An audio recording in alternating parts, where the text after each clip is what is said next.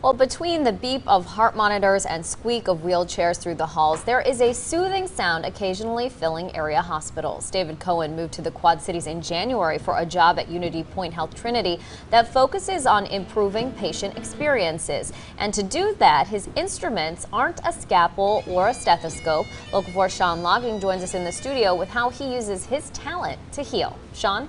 Tiffany, David Cohen has been playing music for a long time, including some of the greatest musicians.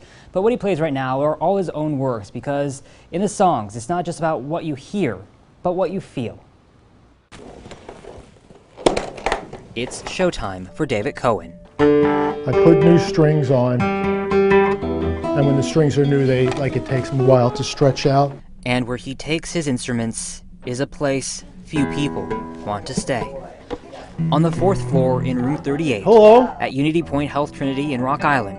That's where David finds a captive audience in Millie and her family. Thank you. Thank you very much. Thank you. Thank you. Thank you. And what he did with his hands on the, not you, well, it was, I could have sat and cried. For David, this universal language is medicine. Universal healing. Would you like to hear another one? I do, yeah. It's because of the love of his life, Tanya, that this has become David's venue of choice. I was living in the hospital with her, and it was right around Christmas time, and a men's chorus came in to sing. I started playing in her room, and the patients would applaud when I would finish. Thank you. Thank you. Thank you. Through his wife's cancer treatment, he saw the impact of healing. She wasn't able to sleep from the chemo and all the other treatments she had, and this gave her an opportunity to relax, and she would fall asleep. It's been several years since her passing, but Tanya is with him in all the songs he writes and plays. All of them are. They all are.